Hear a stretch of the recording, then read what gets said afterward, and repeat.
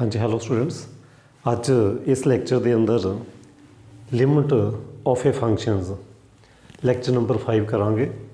Exercise first chapter B exercise करते पे आप क्वेश्चन नंबर 6 कर जा रहे हैं। लैक्चर नंबर 4 में असी एक्सरसाइज स्टार्ट की सी साइमल्टेनियस लिमिट रिपीटेड और आइट्रेटेड लिमिट्स की फर्क है। वो तुम लैक्चर नंबर 4 पहले देखियो, फिर तुहानूं ये लैक्चर समझ आएगा। हुण असीं करन जा रहे हैं क्वेश्चन नंबर 6। एक फंक्शन गिवन है when x is equal to y, when x and y both 0 then answer 0, otherwise ये फंक्शन गिवन है। Prove that straight line approach gives limit 0 but limit does not exist. ये असीं show करना। Simultaneous limit does not exist, ये असीं show करांगे इस question के अंदर। इस क्वेश्चन के अंदर असी ये चीज़ शो करांगे। हाँ जी, सब तो पहला limit x y tending to 0 0 f x y is equal to limit x y tending to 0 0 x square y x4 plus y square. हुण देखो straight line approach, straight line कहने का मीनिंग ये होया let x y tending to 0 0 along straight line लवांगे, along line लैके चलना। चाहे y is equal to x ले लो, चाहे y is equal to 2x ले लो, चाहे वाई इज 3x ले लो, चाहे y is equal to mx ले लो। Straight line approach, straight line approach लैके चलना। So y is equal to mx। हाँ जी, तो करो apply limit x tending to 0 x square, y नूं असीं लैना mx, straight line approach x4 plus m square x square. X square common करके कैंसल कर दो, x tending to 0 x square नीचों कॉमन करोगे, x square common, x square plus m square, sorry x square cancel out. Limit supply करोगे आ जाएगा तुहाडे कोल 0 over 0 plus m square which is 0। So straight line approach लैन दे मेरे को आंसर आ गया 0। हुण असीं अदरवाइज देखांगे, हुण असीं अदरवाइज देखांगे। हाँ जी, अदरवाइज साडा second case let x y tending to 0 0 along a curve y m x square. हुण एम एक्स स्क्वेयर ही क्यों लिया, क्योंकि पावर्स सेम करनियाँ। इत्थे x4 है, जे वाई नूं एम एक्स स्क्वेयर लोगे पावर इत्थे भी 4 हो जाएगी, इत्थे भी 2 × 2 बेस सेम पावर्स ऐड वो भी 4 हो जाएगी। सो पावर्स सेम करनी है। सो मैं एम एक्स स्क्वेयर कर लिया। सो मेरे कोल फंक्शन की आ जाएगा limit x y tending to 0 0 f x y is equal to limit x tending to 0। हाँ जी, limit x tending to 0 x square into m x square over x4 plus m square x4। इत्थे भी x4 नीचों x4 common करके cancel out कर दोगे and you left with m over 1 plus m square. So मेरे को answer आ चुकिया m over 1 plus m square which is not unique, और you can say which is different for different values of m, which is different for different values of m. So limit does not, so this limit does not exist. So this limit does not exist, यही मैं इस question च show करना सी। This limit does not exist, so this simultaneous limit does not exist कदों exist करती पई है, स्ट्रेट लाइन अप्रोच कीते हैं तो जो असी ये लैने वाई एम एक्स स्केयर, इस केस में लिमिट डज नॉट एग्जिस्ट। हुण असी करांगे नैक्सट क्वेश्चन। हाँ जी, साडा next question number 7th, part first and part second almost same. So मैं एक पार्ट करवा रहा, एक पार्ट तुसी खुद करोगे। हाँ जी, लेट फस्ट पार्ट करा रहे हैं जी, solution of part first. Let x y tending to 0 0 along a curve, एक कर्व लओगे which curve y cube minus x नूं पुट कर लोगे m x cube. X cube उपर भी एक्स क्यूब नीचे भी एक्स क्यूब, सो इत्थे भी जो फंक्शन आना चाहिए ना वो भी क्यूब च आना चाहिए। सो वाई क्यूब माइनस एक्स नूं पुट कर लोगे, सबस्टिट्यूट कर लोगे एम एक्स क्यूब। इस क्वेश्चन के अंदर पुट करोगे वाई 4 माइनस एक्स नूं एम एक्स क्यूब, तो जो पावर्स उपर नीचे सेम हो जान।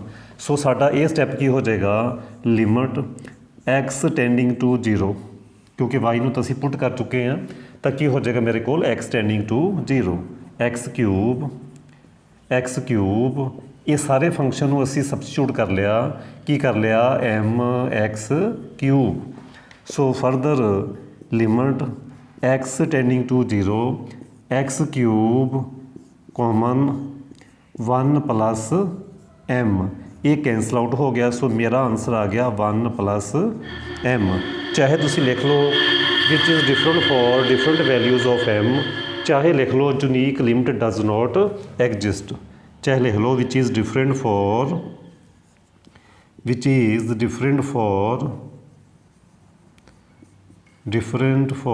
डिफरेंट वैल्यू ऑफ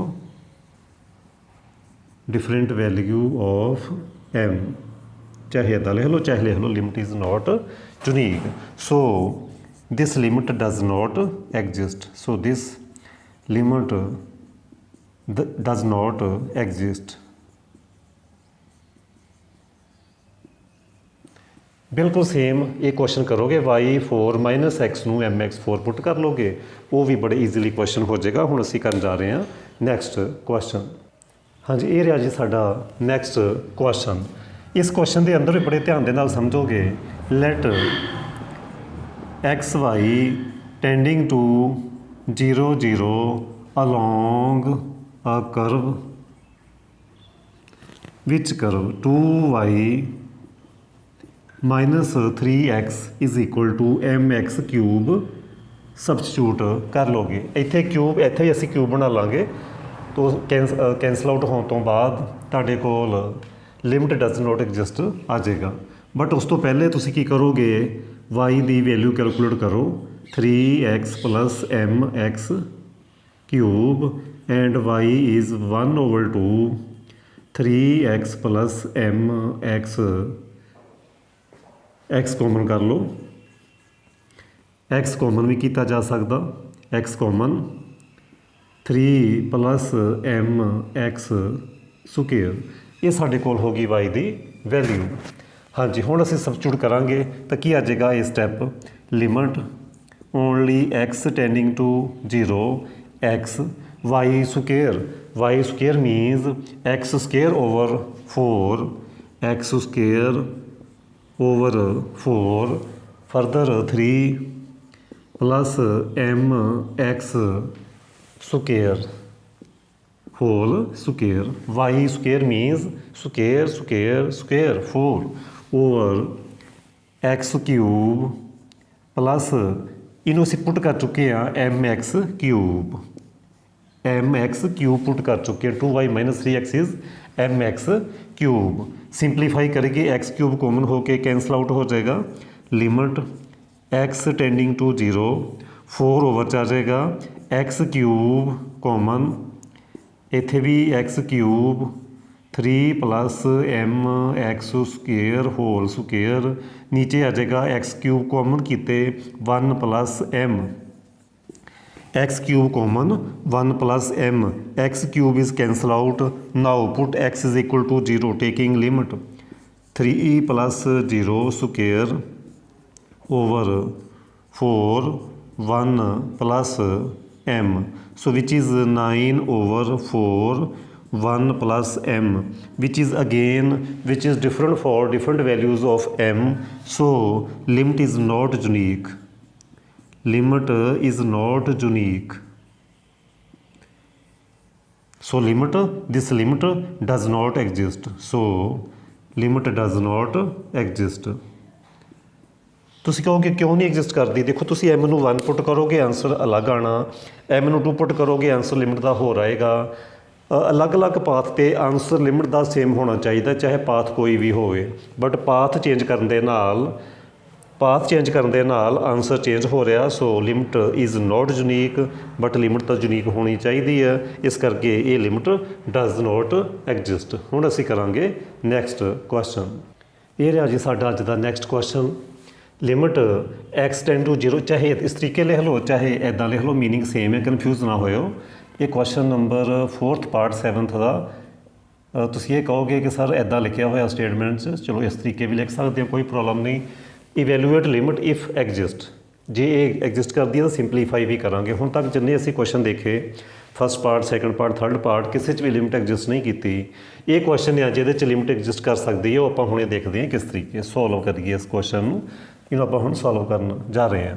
ਹਾਂਜੀ, ਸਭ ਤੋਂ ਪਹਿਲੇ ਅਸੀਂ ਇਹ ਲਵਾਂਗੇ let x y tending to 0 0 along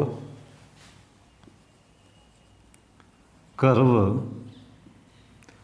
y। ਕੀ ਲਵਾਂਗੇ? ਬੜੇ ਧਿਆਨ ਦੇ ਨਾਲ ਸਮਝੋ।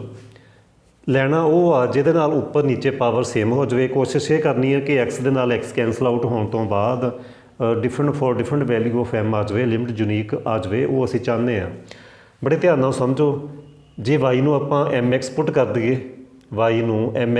ਦਈਏ, ਤਾਂ ਉਹ ਜੋ ਅਸੀਂ ਚਾਹੁੰਦੇ ਹਾਂ ਉਹ ਹੋ ਜਾਣਾ। ਸੋ ਇਸ ਕਰਕੇ ਅਸੀਂ y ਨੂੰ mx ਪੁੱਟ ਕਰਨ ਦੀ ਕੋਸ਼ਿਸ਼ ਕਰਦੇ ਹਾਂ। ਇਹ ਵਾਲਾ ਪਾਰਟ ਤਾਂ ਹੋ ਜਾਣਾ 0, ਕਿਉਂਕਿ 0 into some finite quantity is 0। ਇਹ ਜੋ ਵੀ ਕੁਆਂਟਿਟੀ ਹੋਏਗੀ ਲੈਸ ਦੈਨ 1 ਹੋਏਗੀ, ਇਹ ਜੋ ਵੀ ਕੁਆਂਟਿਟੀ ਹੋਏਗੀ ਲੈਸ ਦੈਨ 1 ਹੋਏਗੀ। ਸੋ 0 ਇੰਟੂ ਸਮ ਫਾਈਨਾਈਟ ਕੁਆਂਟਿਟੀ 0, ਇਹ ਤਾਂ 0 ਹੋ ਜਾਣਾ।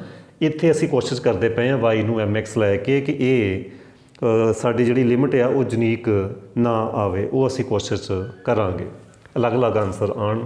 ਸੋ ਟਰਾਈ ਕਰਦੇ ਹਾਂ ਕੀ ਆਉਂਦਾ। ਹਾਂਜੀ, so limit x y tending to 0 0 x sine 1 over y plus x y under root x4 y4। Okay, ਕੀ ਬਣ ਜਾਏਗਾ ਇਹ function? Limit x tending to 0, ਕਿਉਂਕਿ ਅਸੀਂ y ਨੂੰ ਤਾਂ ਸਬਸਟੀਟਿਊਟ ਕਰ ਦਿੱਤਾ, y is also function of x, so x only x tending to 0। So ਕੀ ਆ ਜਾਏਗਾ? 0 ਸਾਈਨ 1 ਓਵਰ y ਨੂੰ ਅਸੀਂ mx ਲੈ ਚੁੱਕੇ ਹਾਂ, ਸੋਰੀ x ਇਸ ਤਰੀਕੇ, plus x into mx over under root x4 plus y raise to power 4, ਕਹਿਣ ਦਾ ਮੀਨਿੰਗ ਆ m4 x4। ਇਸ ਸਟੈਪ 'ਤੇ ਅਸੀਂ ਪਹੁੰਚ ਚੁੱਕੇ। ਹਾਂਜੀ, further limit x tending to 0, ਇਹ ਤਾਂ ਹੋ ਜਾਏਗਾ 0, ਕੋਈ ਪ੍ਰੋਬਲਮ ਨਹੀਂ, ਇਹ ਤਾਂ ਹੋ ਜਾਏਗਾ 0, ਇਹ ਤਾਂ ਹੋ ਜਾਏਗਾ 0। ਮੈਂ ਥੋੜੀ ਸਟੇਟਮੈਂਟ ਗਲਤ ਲਿਖ ਚੁੱਕਿਆ, ਇੱਥੇ x ਸਕੁਏਅਰ ਸੀ, ਸਟੇਟਮੈਂਟ ਥੋੜੀ ਜਿਹੀ ਗਲਤ ਹੋ ਗਈ, ਇੱਥੇ x ਸਕੁਏਅਰ y ਸਕੁਏਅਰ ਸੀ, ਇਸ ਕਰਕੇ ਅਸੀਂ ਉਹਨੂੰ ਹੁਣ ਕਰੈਕਟ ਕਰਦੇ ਪਏ ਹਾਂ, x ਸਕੁਏਅਰ y ਸਕੁਏਅਰ। ਮੈਨੂੰ ਲੱਗਿਆ ਹੀ ਸੀ ਮੈਂ ਕਿ ਇਹ ਤਾਂ ਗੱਲ ਗਲਤ ਹੋ ਚੁੱਕੀ ਹੈ, x ਸਕੁਏਅਰ, ਸੋ m ਸਕੁਏਅਰ x ਸਕੁਏਅਰ। ਇਹ ਤਾਂ ਹੋ ਗਿਆ 0, ਕੋਈ ਪ੍ਰੋਬਲਮ ਨਹੀਂ, ਇਹ ਸਾਡਾ ਫੰਕਸ਼ਨ ਹੋ ਗਿਆ 0। So further limit x tending to 0, ਇੱਕ x ਕੈਂਸਲ ਹੋ ਜਾਏਗੀ ਕਾਮਨ ਹੋ ਕੇ, x ਇੰਟੂ mx ਓਵਰ ਨੀਚੋਂ x common under root 1 plus m square. So ਇਹ x ਕੈਂਸਲ ਆਊਟ ਹੋ ਗਈ। So 0 over something 0। So answer आ गया 0। सो ये पाथ लैन ते स्ट्रेट लाइन अप्रोच लैन ते आंसर 0 आंदा। होर कोई पाथ लै भी नहीं सकते, होर कोई पाथ हुण मैनूं ये लग रहा कि हो सकदा कि इस क्वेश्चन दे अंदर इस क्वेश्चन के अंदर लिमिट यूनीक ही आवे, हो सकता कि इसका आंसर 0 ही आवे। मैनू इदा फील हो रहा क्योंकि होर कोई मैं पाथ लै भी नहीं सकता, होर कोई पॉसीबल पाथ हो भी नहीं सकता। सो इसका आंसर 0 आ सकता। सो असी हुण टैसट करांगे, असी अपने लिमिट लगा के इनू टैसट करांगे। ये पार्ट करन तो बाद हुण असी इनू टैसट करते हैं कि आंसर एक्चुअली इसका आंसर 0 आंदा। असी बाय डेफिनेशन हुण इनू प्रूफ करांगे। Now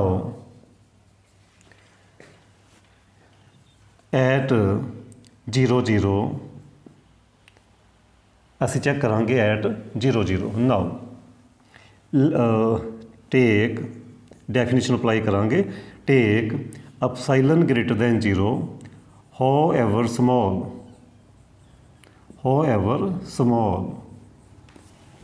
there exist delta 1 delta 2 depends on epsilon such that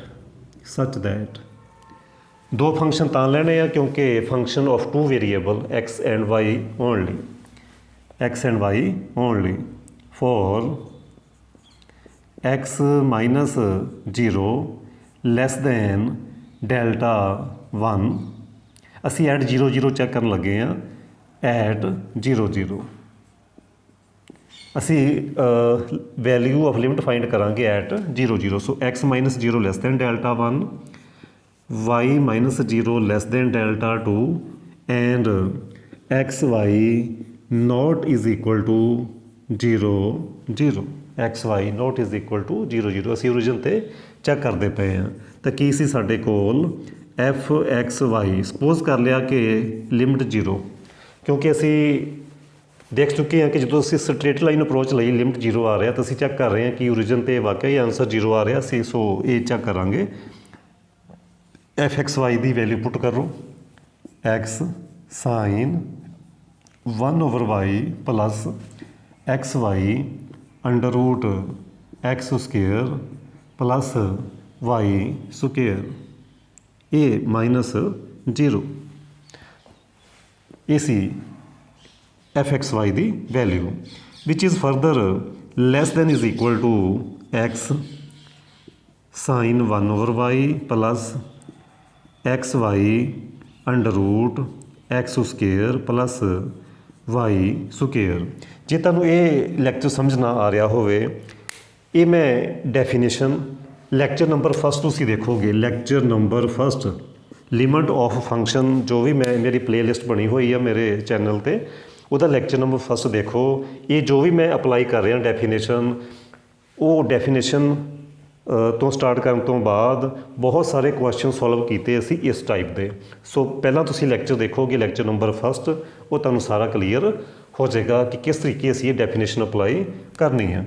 ਜਿਹੜਾ ਰਿਜ਼ਲਟ ਚੂਜ਼ ਕੀਤਾ a plus b mod less than is equal to modulus of a plus modulus of b further is equal to modulus of x and modulus of sin 1/y plus modulus of x into modulus of y। Over च modulus पाने की जरूरत नहीं क्योंकि quantity square quantity always positive, square quantity always positive. So modulus of a b is equal to modulus of a into modulus of b. ए result भी choose किया जदों प्लस विच आ ए प्लस बी उदों less than is equal to result में आता, जो product में आ तो उदों इक्वल आना। हाँ जी, further less than is equal to modulus of x into 1। की रीज़न ਇਹਦਾ क्योंकि साइन 1/θ ਜਾਂ 1/x कह लो ਉਹਦੀ ਜਿਹੜੀ numerical value always lace than 1 and plus इस स्टैप ਨੂੰ ਕਿਵੇਂ ਲਿਖਣਾ ਮੋਡੂਲਸ ਆਫ x। ਚਲੋ ਇਹ ਸਟੈਪ ਮੈਂ ਇੱਕ ਸਟੈਪ ਐਕਸਟਰਾ ਕਰਨ ਤੋਂ ਬਾਅਦ ਇੱਕ ਸਟੈਪ ਐਕਸਟਰਾ ਕਰਾਂਗੇ। ਇਹ ਅਸੀਂ ਫਿਰ ਲਿਖਦੇ ਹਾਂ further modulus of x into modulus of sine 1/y। एक स्टैप एक्सट्रा करांगे। हाँ जी, y square and under root over x square, ਜਾਂ ਇੱਥੇ वाई ਲੈ ਲਓ, किस तरीके भी कर सकते हैं, कोई प्रॉब्लम नहीं। ਇੱਥੇ ਇੱਥੇ ਕਰ ਲਓ एक्स, ਇੱਥੇ ਕਰ ਲਓ एक्स, ਉੱਦਾਂ ਵੀ ਠੀਕ ਸੀ, ਇਸ ਤਰੀਕੇ ਵੀ ਠੀਕ ਹੈ, ਤੁਸੀਂ ਜਿੱਦਾਂ ਮਰਜ਼ੀ ਕਰ ਸਕਦੇ ਆ। ਓਵਰ 'ਚ ਅੰਡਰ ਰੂਟ, ਹਾਂਜੀ ਇੱਥੇ ਪਹੁੰਚ ਗਏ ਇਸ ਸਟੈਪ 'ਤੇ। ਕਿਉਂਕਿ ਇਹ ਸਾਡੇ ਕੋਲ ਡੈਫੀਨੇਸ਼ਨ ਹੁੰਦੀ ਆ ਮੋਡੂਲਸ ਦੀ, ਬਹੁਤ ਸਾਰੀਆਂ ਡੈਫੀਨੇਸ਼ਨ ਹੁੰਦੀਆਂ ਸਾਡੇ ਕੋਲ ਮੋਡੂਲਸ ਆਫ ਐਕਸ ਦੀਆਂ। Modulus of x is equal to under root of x square, ये साढ़े को definition of modulus of x की स्क्वेयर करके अंडर रूट कर दो, वो भी मॉडुलस ऑफ एक्स की डेफिनेशन है। Modulus of y as it is and modulus of x can be written as under root of x square. हुण मैं बड़े ईजीली कह सकदा less than is equal to modulus of x into 1 plus modulus of y into 1। वो किस तरीके, ਇਹਦਾ reason ਕੀ ਆ, ਇਹਦਾ ਰੀਜ਼ਨ ਬਿਲਕੁਲ ਸਾਹਮਣੇ ਦੇਵਾਂਗੇ। ਉਮੀਦ ਕਰਦਾ ਕਿ ਤੁਸੀਂ ਉਤਾਰ ਚੁੱਕੇ ਹੋ, ਮੈਨੂੰ ਥੋੜੀ ਸਪੇਸ ਦੀ ਜ਼ਰੂਰਤ ਆ, ਸੋ ਮੈਂ ਇਹਨੂੰ ਕਰ ਦਿੰਦਾ ਰਫ, ਤੁਸੀਂ ਉਤਾਰ ਚੁੱਕੇ ਹੋਵੋਗੇ। ਹਾਂਜੀ, ਕੀ ਰੀਜ਼ਨ ਆ, ਬੜੇ ਧਿਆਨ ਨਾਲ ਸਮਝਣਾ। ਇਹਦਾ ਰੀਜ਼ਨ ਮੈਂ ਦੱਸ ਚੁੱਕਿਆ ਕਿ ਸਾਈਨ 1/θ ਮੋਡੂਲਸ ਲੈਸ ਦੈਨ 1। ਇਹਦਾ ਰੀਜ਼ਨ ਮੈਂ ਹੁਣ ਦੱਸ ਰਿਹਾ, x square over x square plus y square, ये तो लैस दैन 1 ਹੁੰਦਾ ਹੀ ਆ। क्यों ਹੁੰਦਾ, क्योंकि x square always less than this. जे ये वाई 0 होएगा फिर इक्वल भी आएंगे, अदरवाइज एक्स स्क्वेयर हमेशा लैस होएगा, क्योंकि दूसरी साइड पर असी वाई स्क्वेयर भी ऐड कर चुके हैं, which implies further x square upon x square plus y square is less than is equal to 1 divide करने पे। That's why this step also less than 1, this step less than 1। हाँ जी, further modulus of x less than delta 1, less than delta 1 and modulus of y is also less than delta 1। So further take delta. उम्मीद करदा कि तुसीं दूसरी side तो उतार चुके होवोगे, दूसरे स्टैप तो तुसीं इस साइड तो उतार चुके होवोगे। तो इनू मैं कर देना रफ, इनू असीं कर दिंदे आ रफ। हाँ जी, take delta 1 epsilon over 2 and delta 2 also epsilon over 2, क्योंकि मैं एप्साइलन चाहना, क्योंकि मैं चाहना इतने एप्साइलन आंसर आ जाए। सो जे मैं डेल्टा 1 एप्साइलन ओवर 2 चूज़ कर ला, डेल्टा 2 भी एप्साइलन ओवर 2 चूज़ कर ला, तो मेरे कोल ये डेफिनेशन -0 लैस दैन की हो जाएगा अपसाइलन। वैन जो मैं की चूज़ किया x -0 less than delta 1 and y -0 मैं चूज़ किया less than delta 2 and delta 1 is epsilon by 2 and delta 2 is also epsilon over 2। So when limit x tending to 0 y tending to 0 then function की value होएगी by definition. So by definition of limit of function limit x tending to 0 from this point and y tending to 0 f x y is 0। F x y की limit कितनी आ गई 0। यही इस question solve करना सी कि evaluate limit if exist, तो वो मैंने पता चल गया सी कि लिमिट एग्जिस्ट करती है, इस करके उसका आंसर भी कितना आ गया 0 आ गया। ये असी कैलकुलेट कर लिया। मैं एक बार रिपीट करना चाहूँगा, ये सम बड़े ध्यान नाल समझियो। सब तो पहला पहले स्टैप च असीं ये देखिया स्ट्रेट लाइन अप्रोच करके, तो ये असीं शो करता सी कि उसका आंसर आंदा सी 0, आंसर आया सी 0। वो मैं पहला रफ कर चुके हो, तुसीं देख चुके हैं कि वाई नूं असीं एम एक्स पुट किया तो साडा आंसर 0 आया। इदां मैं कुछ होर पुट करदा उदों भी 0 ही आंदा। हुण असी डेफिनेशन दे नाल ये शो कर दिता कि इसदा आंसर 0 ही आना। वो किवें कीता, बड़े ध्यान नाल समझना। असी ओरिजिन ते चैक कर रहे हैं, डेफिनेशन अप्लाई की, क्योंकि मेरे को 2 वेरीएबल है इस क्वेश्चन के अंदर। सो अपसाइलन ग्रेटर दैन 0 हो एवर स्मॉल, ये डेफिनेशन है, मैं लैक्चर नंबर 1 करा चुके हैं already. So there is delta 1 delta 2 depending on epsilon. Books में ये पहला लिख देंगे कि डेल्टा 1 कितना, वो इत्थे पता नहीं चलना, वो तुहानूं इस स्टैप पर जाके पता चलना कि वो कितना लेना। ਇਸ ਕਰਕੇ ਅਸੀਂ ਪਹਿਲੇ ਡੈਲਟਾ 1 ਡੈਲਟਾ 2 ਤੇ ਲਿਖ ਦੇਣਾ ਨਾਲ ਬ੍ਰੈਕਟ ਵਿੱਚ ਐਪਸਾਈਲਨ, ਕਹਿੰਦਾ ਮੀਨਿੰਗ ਡੈਲਟਾ 1 ਵੀ ਐਪਸਾਈਲਨ 'ਚ ਆਉਣਾ, ਡੈਲਟਾ 2 ਵੀ ਐਪਸਾਈਲਨ 'ਚ ਆਉਣਾ। ਹਾਂਜੀ, for x minus 0 less than delta 1, ਇਹ ਕਿੱਥੋਂ ਲੈਣਾ, x minus 0 less than delta 1 and y minus 0 less than delta 2। Then f x y minus 0, f x y minus 0, ਇਹ ਅਸੀਂ ਲੈ ਰਹੇ ਹਾਂ f x y minus 0। So f x y ਦੀ value put ਕੀਤੀ, ਫਿਰ ਅਸੀਂ ਡੈਫੀਨੇਸ਼ਨ ਅਪਲਾਈ ਕੀਤੀ, mod a plus b less then is equal to mod a plus mod b। Next a into b ਦਾ ਜੇ ਮੋਡ ਹੋਵੇ ਉਹ ਅਲੱਗ-ਅਲੱਗ ਮੋਡ ਲਿਖ ਲਈਦੇ ਆ, mod a plus mod b, ਇੱਦਾਂ ਹੀ plus modulus of x plus modulus of into modulus of y। ਨੀਚੇ ਸਕੇਅਰ ਕੁਆਂਟਿਟੀ ਹੋਣ ਕਰਕੇ ਕੋਈ ਮੋਡੂਲਸ ਪਾਉਣ ਦੀ ਜ਼ਰੂਰਤ ਨਹੀਂ, ਇਹ step as it is. Mod y ਪਹਿਲੇ ਲਿਖ ਲਓ, ਦੈਨ ਮੋਡੂਲਸ ਆਫ x ਨੂੰ ਅਸੀਂ ਲਿਖ ਸਕਦੇ ਹਾਂ ਸਕੇਅਰ ਅੰਡਰ ਰੂਟ, ਕਿਉਂਕਿ ਇਹ ਸਾਡੇ ਕੋਲ ਸਟੈਂਡਰਡ ਡੈਫੀਨੇਸ਼ਨ ਹੈ ਰੀਅਲ ਵਿੱਚ ਕਿ x ਸਕੇਅਰ ਦਾ ਸਕੇਅਰ ਰੂਟ ਕੀ ਹੁੰਦਾ, ਸਾਡੇ ਕੋਲ ਮੋਡੂਲਸ ਆਫ x ਹੁੰਦਾ। ਨੈਕਸਟ ਸਟੈਪ a ਵੀ ਲੈਸ ਦੈਨ 1, a ਵੀ ਲੈਸ ਦੈਨ 1 ਮੈਂ ਸਾਈਡ ਤੇ ਸਮਝਾ ਚੁੱਕਿਆ ਕਿਉਂ ਆਇਆ। So modulus of x further ਇੱਥੋਂ ਦੇਖੋਗੇ less than delta 1, modulus of y less than delta 2, ਇੱਥੇ ਆਉਣਾ ਸੀ ਡੈਲਟਾ 2, ਕਰੈਕਟ ਕਰ ਲਓ, ਇੱਥੇ ਆਉਣਾ ਸੀ ਡੈਲਟਾ 2। ਸੋ ਟੇਕ ਡੈਲਟਾ 1 ਐਪਸਾਈਲਨ ਬਾਈ 2 ਡੈਲਟਾ 2 ਐਪਸਾਈਲਨ ਬਾਈ 2 ਕਿਉਂ ਲਿਆ ਇੱਦਾਂ, ਕਿਉਂਕਿ ਅਸੀਂ ਆਨਸਰ ਲੈ ਕੇ ਆਉਣਾ ਚਾਹੁੰਦੇ ਐਪਸਾਈਲਨ ਜੋ ਡੈਫੀਨੇਸ਼ਨ ਸੀ। ਮੈਂ ਫਿਰ ਰਿਪੀਟ ਕਰੂੰਗਾ ਕਿ ਤੁਸੀਂ ਇਹ ਲੈਕਚਰ ਦੇਖੋਗੇ, ਲੈਕਚਰ ਨੰਬਰ 1, ਫਿਰ ਤੁਹਾਨੂੰ ਇਹ ਡੈਫੀਨੇਸ਼ਨ ਹੋਏਗੀ ਕਲੀਅਰ। ਸੋ ਹੁਣ ਮੇਰੇ ਕੋਲ ਕੀ ਆ ਚੁੱਕਿਆ, ਦਿਸ ਫੰਕਸ਼ਨ ਮਾਈਨਸ 0 ਲੈਸ ਦੈਨ ਐਪਸਾਈਲਨ ਆ ਚੁੱਕਿਆ when x minus 0 less than delta 1 and y minus 0 less than delta 2। so when x tending to 0 y tending to 0 then function the answer ਆਏਗਾ 0। ਇਹ ਅਸੀਂ ਹੁਣ ਸ਼ੋ ਕਰ ਚੁੱਕੇ ਹਾਂ। ਹੁਣ ਅਸੀਂ ਆਪਣੇ ਅਗਲੇ ਲੈਕਚਰ ਨੰਬਰ 6 ਵਿੱਚ ਕੰਟੀਨਿਊਟੀ ਸਟਾਰਟ ਕਰਾਂਗੇ, ਜਿਹਨੂੰ ਇਹ ਲਿਮਟ ਦੀਆਂ 2 ਐਕਸਰਸਾਈਜ਼ ਆ ਗਈਆਂ। ਉਹਦੇ ਲਈ ਤਾਂ ਬਹੁਤ ਸਿੰਪਲ ਆ, ਬਹੁਤ ਸਾਰੇ ਕੁਐਸਚਨ ਜਿਹੜੇ ਇਹ ਐਕਸਰਸਾਈਜ਼ ਕੀਤੇ ਐਂਡ ਬੀਚ ਵੀ ਕੀਤੇ, ਸਾਰੇ ਹੀ ਰਿਪੀਟ ਹੋਣੇ ਆ। ਜਦੋਂ ਅਸੀਂ ਇਹ ਕਹਿ ਦਿੰਦੇ ਹਾਂ ਕਿ ਲਿਮਟ ਐਗਜ਼ਿਸਟ ਨਹੀਂ ਕੀਤੀ ਤਾਂ ਉਦੋਂ ਫੰਕਸ਼ਨ ਡਿਸਕੰਟੀਨਿਊਸ ਆਉਣਾ, ਸਿੱਧਾ ਜਿਹਾ ਹਿਸਾਬ ਆ। ਜਦੋਂ ਕਿਸੇ ਵੀ ਫੰਕਸ਼ਨ ਦੇ ਅੰਦਰ ਉਹਨਾਂ ਨੇ ਇਹ ਕਿਹਾ ਹੋਣਾ ਕਿ ਸ਼ੋਅ ਕਰੋ ਕਿ ਇਹ ਫੰਕਸ਼ਨ ਨੋਟ ਕੰਟੀਨਿਊਸ ਜਾਂ ਡਿਸਕੰਟੀਨਿਊਸ ਆ, ਤਾਂ ਅਸੀਂ ਕੀ ਕਰਾਉਣਾ, ਲਿਮਟ ਡਜ਼ ਨੋਟ ਐਗਜ਼ਿਸਟ, ਜਿਵੇਂ ਕਿ ਅਸੀਂ ਐਕਸਰਸਾਈਜ਼ ਬੀਚ ਕਰਾ ਚੁੱਕੇ ਹਾਂ। ਉਮੀਦ ਕਰਦਾ ਕਿ ਤੁਹਾਨੂੰ ਸਮਝ ਆ ਰਹੀ ਹੋਊਗੀ। ਜੇ ਸਮਝ ਆ ਰਹੀ ਆ ਤਾਂ ਇੱਕ ਰਿਕਵੈਸਟ ਕਰੂੰਗਾ ਕਿ ਜੇ ਚੈਨਲ ਸਬਸਕ੍ਰਾਈਬ ਨਹੀਂ ਕੀਤਾ ਤਾਂ ਚੈਨਲ ਸਬਸਕ੍ਰਾਈਬ ਕਰ ਲਓ, ਨਾਲ ਦੀ ਨਾਲ ਲਾਈਕ ਜ਼ਰੂਰ ਕਰੇ ਕਰੋ ਵੀਡੀਓ ਨੂੰ, ਅਤੇ ਆਪਣੇ ਦੋਸਤਾਂ ਨੂੰ ਸ਼ੇਅਰ ਵੀ ਕਰੋ ਤਾਂ ਜੋ ਵੱਧ ਤੋਂ ਵੱਧ ਸਟੂਡੈਂਟ ਨੂੰ ਫਾਇਦਾ ਹੋਵੇ। ਅਸੀਂ ਕਰਨੀ ਹੈ ਜੀ ਟਿਊਸ਼ਨ ਨੂੰ ਬਾਏ, ਕਿਸੇ ਨੇ ਟਿਊਸ਼ਨ ਨਹੀਂ ਪੜ੍ਹਨੀ, ਮੈਂ ਸਾਰਾ ਸਿਲੇਬਸ ਤੁਹਾਨੂੰ ਕਰਵਾ ਰਿਹਾ। ਸੋ ਤੁਹਾਡਾ ਕੋਈ ਸਪੈਸ਼ਲ ਜੇ ਕੋਈ ਤੁਸੀਂ ਚੈਪਟਰ ਪਹਿਲੇ ਕਰਵਾਉਣਾ ਚਾਹੁੰਦੇ ਆ ਤਾਂ ਤੁਸੀਂ ਕਮੈਂਟ ਬਾਕਸ ਵਿੱਚ ਉਹ ਰਿਕਵੈਸਟ ਪਾ ਸਕਦੇ ਆ। Thank you.